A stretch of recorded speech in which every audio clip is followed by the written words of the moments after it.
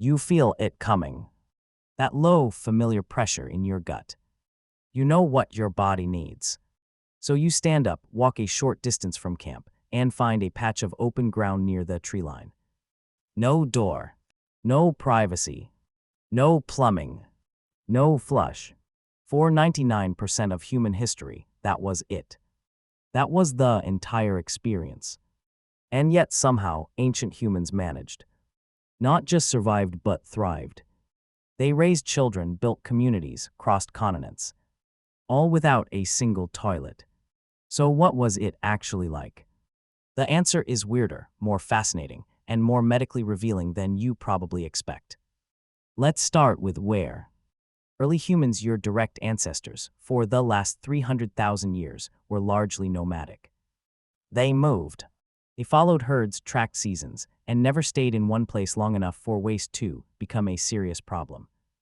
That's actually the key insight most people miss. The reason ancient humans didn't develop sanitation infrastructure wasn't ignorance. It was mobility. When you leave a site in a few days, you don't need a sewage system. Anthropologist James Sussman, who spent decades living with and studying the Jahonsi Sand people of southern Africa, one of the longest surviving hunter-gatherer cultures on Earth, documented exactly this pattern. Their camps were light, temporary, and located with purpose. When one site became uncomfortable for any reason, including accumulation of waste, they simply moved. The landscape itself was the sanitation system. Your ancestors almost certainly did the same thing. Walk to the edge of camp. Go. Move on. But how far would they walk? And did they have any rules about it? Here's where it gets interesting. Archaeological evidence from preserved campsites, particularly from sites like Pinnacle Point in South Africa, where humans lived for tens of thousands of years in and around coastal caves, shows clear spatial organization. Sleeping areas, food processing areas, and waste areas were consistently separated. Even without writ rules, even without a city planner, early humans organized their living space. They knew instinctively or through learned behavior passed down through generations that mixing waste with food and sleeping areas was dangerous. That knowledge wasn't abstract. It was survival. Parasitologist Piers Mitchell at Cambridge University has done some of the most detailed work on ancient human gut health, reconstructing what ancient intestines were dealing with based on fossilized feces called coprolites and mummified remains. His research, published across multiple studies, tells a striking story. Hunter-gatherers, despite the absence of modern medicine or sanitation, showed lower rates of certain intestinal parasites than later agricultural populations. The reason: movement. If you leave before the parasite life cycle completes in soil, you don't get reinfected. Stop and sit with that for a moment. Your ancient ancestors may have had better gut parasite loads than the early farmers who came after them.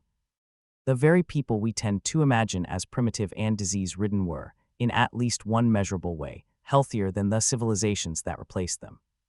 So now let's reconstruct the actual experience. Imagine waking before sunrise in a camp of roughly 2,250 people, your extended family band. The fire has burned low overnight. A few people are already stirring. Your body, having been at rest, gives you the signal. You grab nothing, there is nothing to grab.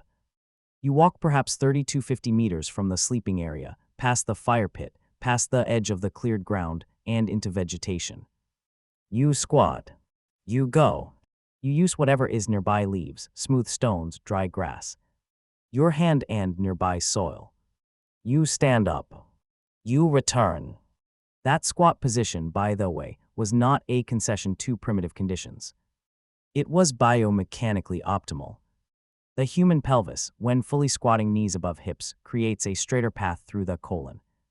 Straining is reduced. Hemorrhoids are rarer. Bowel movements are faster and more complete. Gastroenterologist Dov Sikirov published a controlled study in 2003 comparing squatting versus sitting posture and found squatting produced measurably faster, easier defecation. The toilet seat, in other words, is a modern invention that fights your own anatomy. Your ancient ancestors squatted. Their bodies were built for it. Yours still is, you've just forgot. Now what about cleanup? This is the part people are most curious about, and also the part most modern people find hardest to imagine without instinctive disgust. But strip away the modern context, and the logic is simple. Nature provided options. Leaves were the most obvious, and archaeological pollen analysis at preserved latrine sites from later prehistoric periods confirms leaf use was common.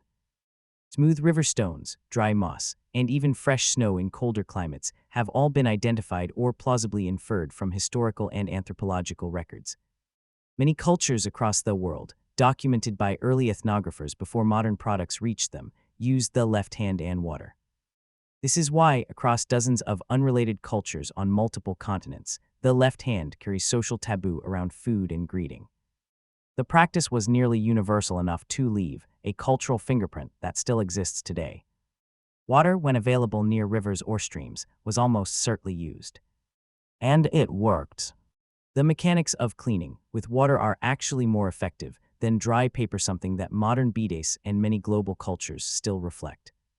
But let's talk about disease, because this is where the story turns dark.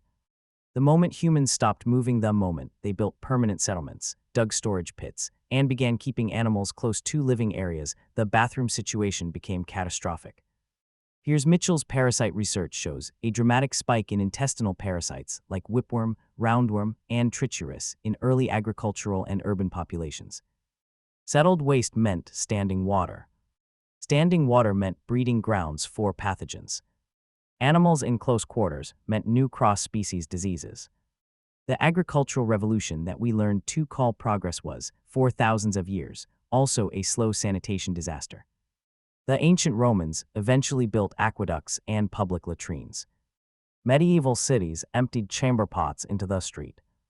The bubonic plague moved through populations already weakened by centuries of contaminated water and poor waste management. The great cholera epidemics of the 19th century killed millions in cities precisely because human waste was mixing with drinking water. The modern flush toilet, the clean water pipe, the closed sewer, these weren't luxuries. They were solutions to a problem that civilization itself had created. Your nomadic ancestors didn't have that problem. They walked away from their waste. The ecosystem processed it. The cycle continued cleanly. There's one more layer to this that almost no one talks about. The social dimension. Richard Leigh, the anthropologist whose meticulous fieldwork with the Dobe-Johansi people in Botswana through the 1960s and 1970 gave us some of the most detailed records of hunter-gatherer daily life ever documented, observed something subtle but important. Bodily functions, eating, sleeping, eliminating in small nomadic bands, were almost entirely unstigmatized. Not public exactly, but not secret either. Children learned by watching adults. The act had no shame architecture built around it. No door too close, no silence to perform. It was simply something bodies did. Polly Wiesner, another anthropologist who spent decades with the Johansi, documented how much of camp life was lived in open, communal space. Privacy as a concept was primarily reserved for intimate matters between couples. Elimination wasn't one of them. It was mundane, biological, handled and forgot. Compare that to the elaborate shame structure modern culture has built around the same acts. The soundproofing, the air freshener, the careful silence, the embarrassment, the cultural weight of something your body does every day, automatically, for your entire life. You didn't inherit that shame from your ancient ancestors. You learned it. It was constructed slowly, as walls went up and doors were invented, and proximity to strangers made bodily autonomy something that required performance and concealment. Somewhere in the last few thousand years, a completely normal biological function became a source of deep social anxiety.